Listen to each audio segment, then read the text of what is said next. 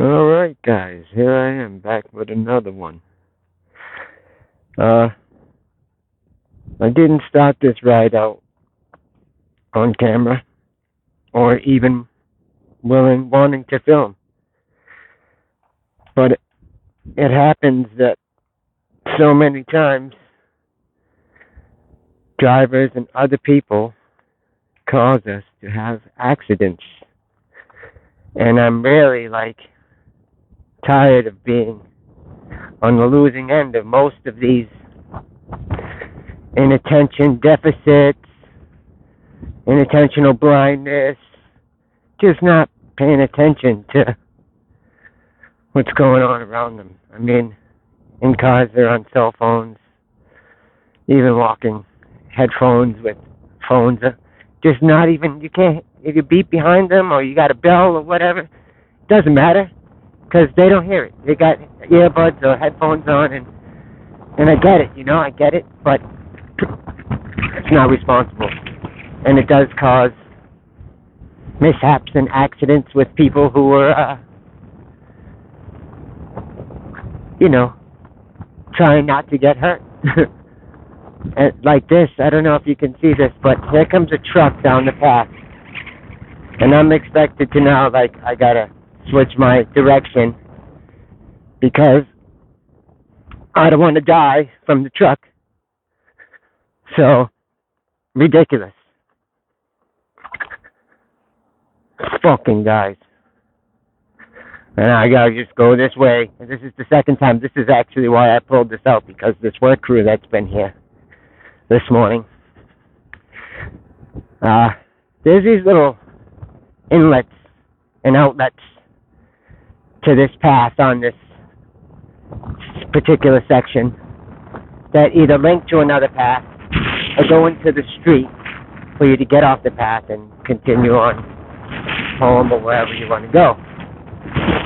Well, just like this, you'll see me pass it like this right here. That's to go out.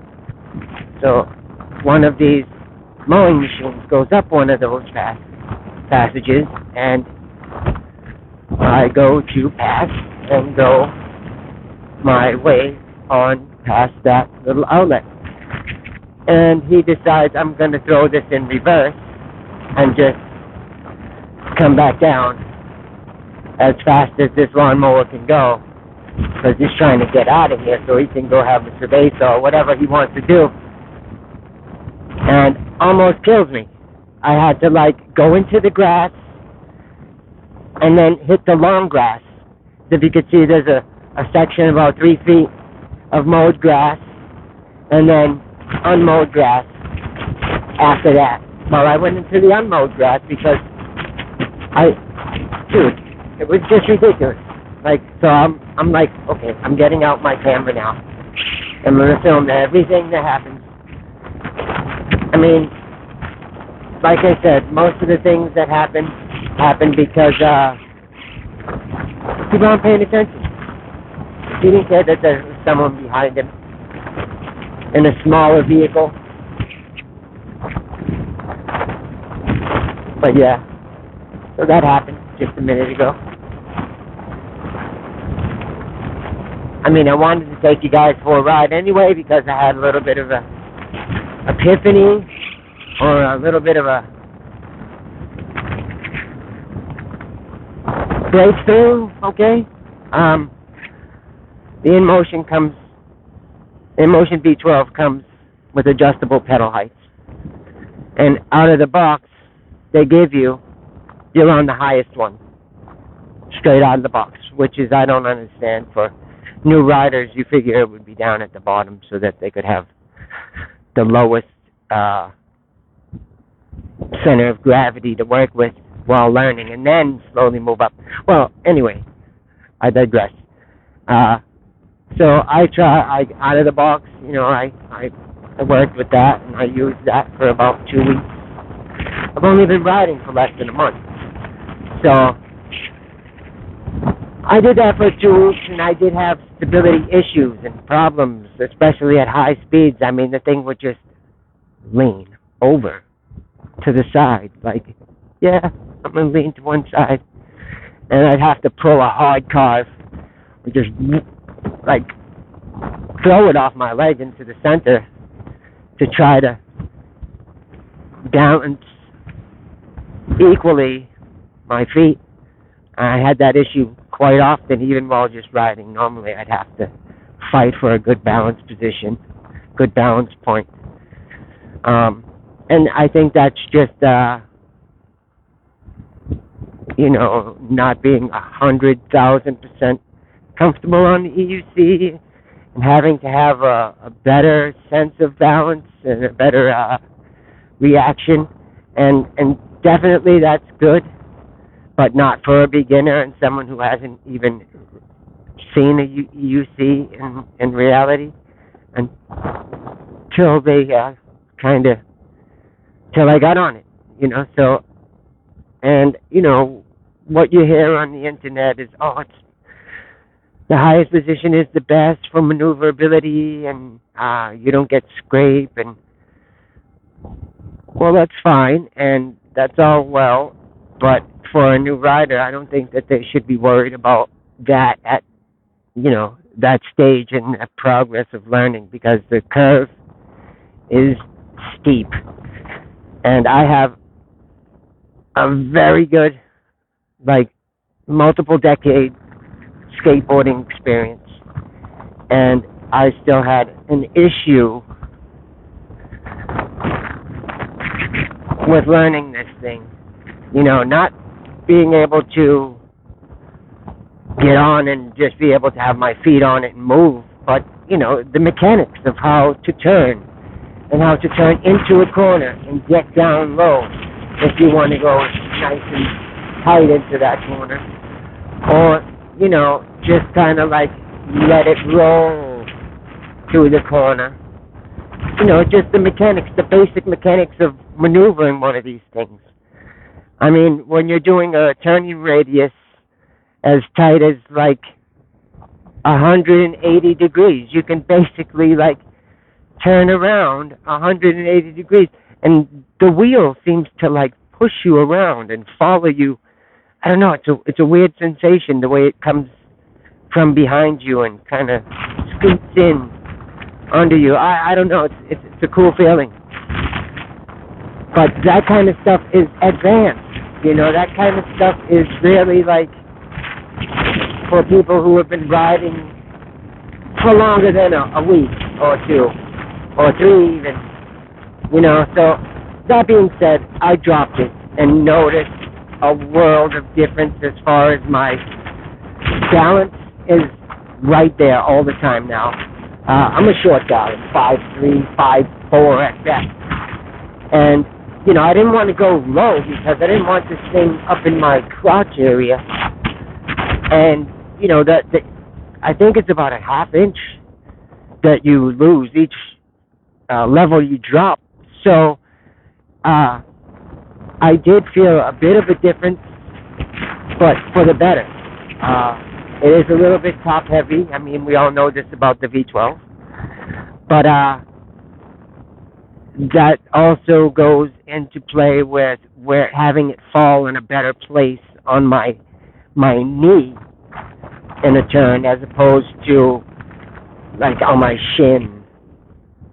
So that being said, I have had much better days just getting on, being able to go, not be fighting the wheel for a position.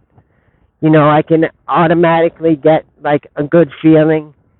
I mean, obviously you adjust to optimal, but right out, I usually have no problem getting a nice balance point right off, and then micro adjusting to a perfect position. But as you can see, there are some people out here today, so I'm not trying to kill it. A little while ago I was kind of flying around, but it's been a little bit more populated. But I'll add a little speed here just for brevity.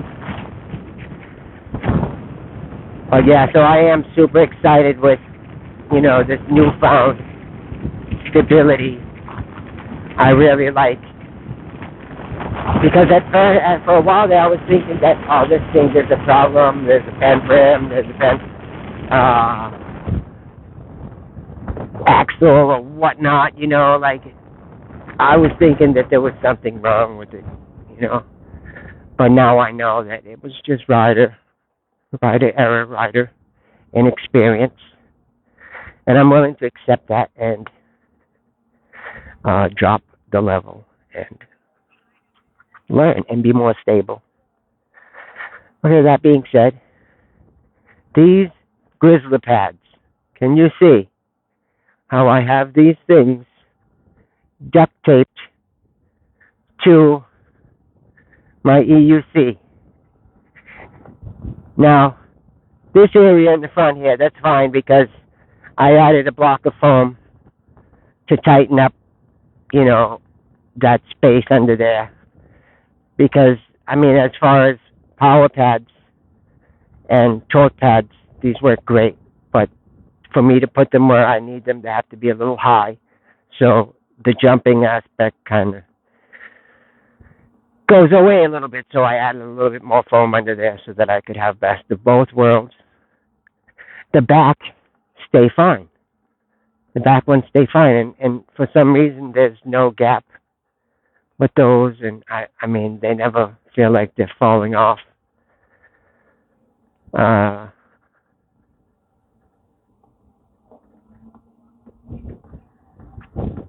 So I just keep going with, I mean, what happened is the Velcro, the adhesive on the Velcro just started to come off and away from the actual pad. Now, that's not a big deal. You just get some more Velcro and put some Velcro on or some two-sided tape and take all that ugly Velcro off and yeah. But now I got all this glue from the duct tape all over my EUC, and I'm just kind of disappointed with these packs. I mean, I don't know. When they're in a great position and when I modified them, that it's great. But if they would just stay on, that would be the best possible thing. If they stayed on, these things would be great. But they just sheared off the whole Velcro backing. And I think it's just a pain in the ass to have to go and fix all that. I mean, I get it. You know, that's part of having an EUC and constant, like, modifying. But it's a pain. And I just think I'd like to get ones that are one piece and not modular like that, because I think if it's one piece and I just slap it on and it pretty much puts me in a good position front and back, and I don't have to like tweak and move, and because I think that's kind of what helped the adhesive on the hook side of the Velcro to just give way, because I kept having to take it off and reposition and take it off and reposition and take it off and reposition. So if you buy Grizzlies, go for the two-sided tape. Make sure you get your position before you lock them in, and, you know, go that route, because the Velcro, I think the two-sided tape just has a better contact. It's, wherever the tape touches the EUC, you have contact, so you'll have a better, I mean, spots and sections of the Velcro can lift up and give way, and then weaken the, you know, stability of the whole thing, and then you end up shearing a pad off with a good push. So that being said,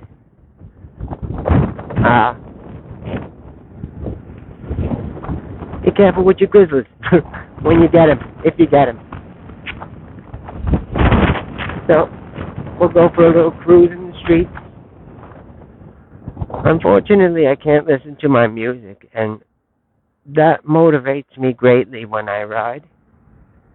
So, what are you doing? Why are you watching me? I guess it's cool to watch this guy fly down the street.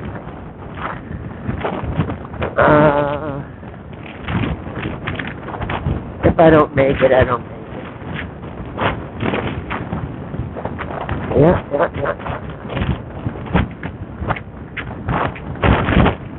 I'll make it. Got plenty of time.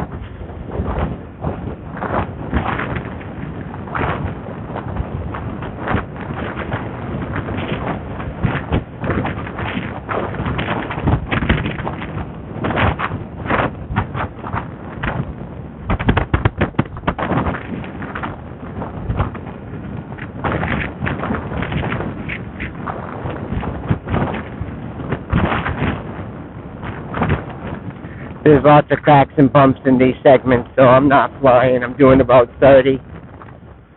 That's fine. I don't need to go any faster than this.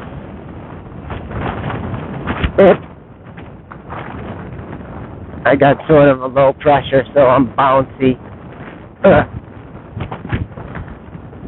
And there's times where, yeah, it gets kind of wiggly. But I love this wheel. I have had no issues with it. Although, like I don't know if I mentioned this before. Before I put the power pads on, because I tried the first few days without the pads, obviously. I got them with the wheel, so. But I wanted to learn the wheel without them and feel the difference. And, you know, if they added some kind of benefit other than just, you know, keeping you like tight for the wheel. And it literally changed this thing into something better than, well, I wouldn't say something better, but something beefier and stronger and more aggressive than I was experiencing without the pads. So, I really recommend, if you have the v12 and feel that it's kind of sluggish, it's kind of, you know, whatever, well, I suggest that maybe you invest in some pads.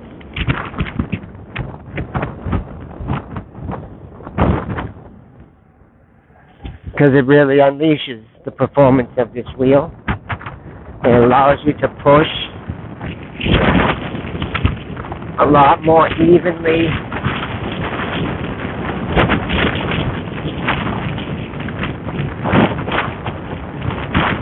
these pads aren't degraded. So, like I said, I'm just trying to explain this to you. Not, so these modular pads with the many pieces are not, they have their benefits, but they also, they're very difficult to dial in and get them perfect for,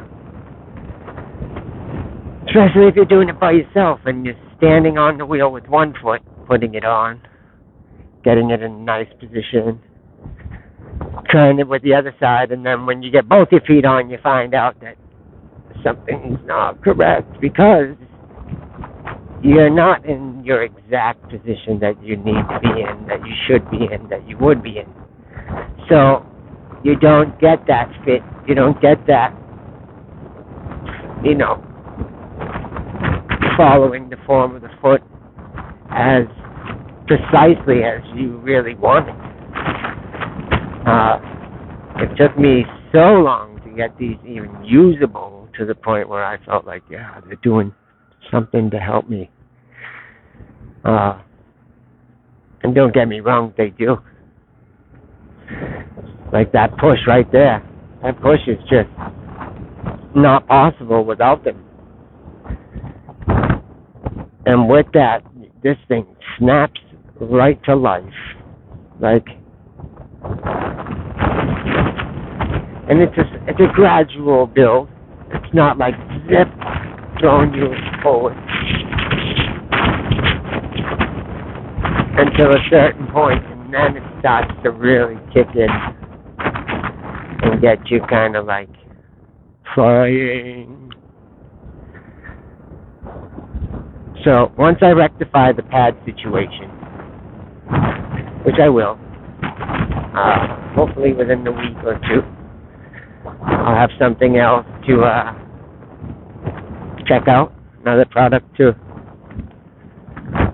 kind of find out if it works for me.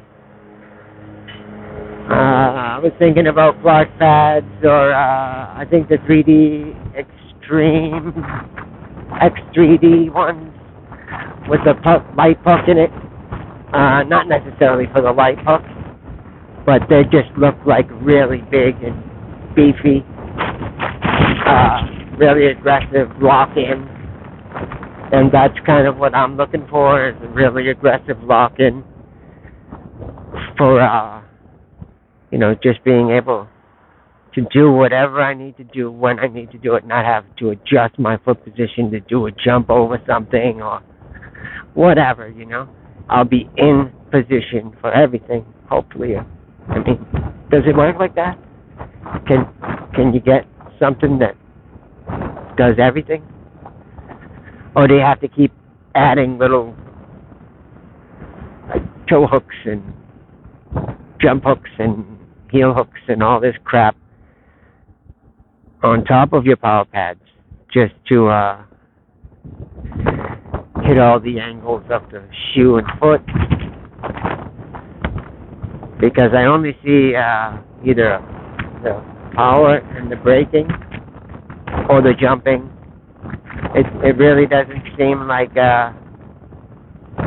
too many of them do it all well. It's either one or the other, or does both kind of shabbily. I wouldn't say these are the shabbiest, but not the greatest. There's other alternatives. I would like to see the Nalanova bite system. The bite system, that seems very interesting. Although it's modular, it's super adjustable and long, so you get from the toe hooks all the way up to almost the knee as far as the front power padding goes, and it's the same for the back. You get almost the whole calf. So, I mean, it's really a cool looking system, and it kind of locks into the pedals that they have that come with that system. And you can still close your pedals. And that's the bike system. It's kind of like goes, fits like fingers between these tines of the foot plates. It's really cool. It's really cool. And it's very expensive. It's like $270. But yeah, it's worth it, I think. For someone who thinks it's worth it, it's worth it. If it's a necessity for what you do, if you're Mike Leahy and you're a jumping guy, these kind of things appeal to you. These kind of things are necessities. But if you're just a push guy and need to go fast, then other things could be what you're looking for. So, I think I took enough of your time today. Thanks for coming along for this chill ride. Just hanging out, cruising around the neighborhood. Not doing any seriousness, but yeah, wanted you guys to come. Please like, subscribe. Trying to I'm thinking of either getting another wheel soon so that I can, compare what well, this is all I got for comparison. I've never ridden another wheel, so I don't know how good this is. To me, it seems really good. It seems awesome. The acceleration, maybe not as great as I'd like. Like, it does. And I have not learned to torque the wheel. That race it is very windy, so I'm going to try not to tell myself that. I've not learned to torque the wheel in a meaningful way to kind of like fight the body. Not just, usually I get up to like 3,400 watts of use power, and it goes up to about 5. So I'm definitely not coming close to overpowering the wheel. But doing 40, 41 is pretty easy. It's not difficult at all. It's just a slow kind of roll up to it. Well, I wouldn't say slow, but a gradual roll. It's not a phew when you're there. It's a gradual climb to 40. Smooth and, decent, but the Gotways seem to have this snap, this instant boom out of the gate. This does too. Like I said, I don't know how to torque the wheel. I'm new with these pads. These pads have been giving me problems since I put them on. So, and I've got them duct taped in, and it's still not good. It's still not holding these things on as well as I needed them to. So, maybe I'll take everything off, put double-sided tape, and put them directly onto the shelf, which I was trying to avoid doing. But, I think I might have to. And now I'm going to have to get all that glue from the duct tape off the wheel, which is not fun. Well, actually, it's not that hard. You just use the duct tape and stick it to itself. That little bit of wobble that was my fault for not being in a level position. So is that. I'm just tensing up. You got to even yourself out and then, evenly apply your brake or you wobble. And that was a pretty hard brake anyway because I waited to the last moment. But yeah. So, again, I kept going, didn't I? Alright, I'm sorry, guys. Enjoy the rest of your day, okay? Like, subscribe, keep coming back. I'll keep making it. See you next time.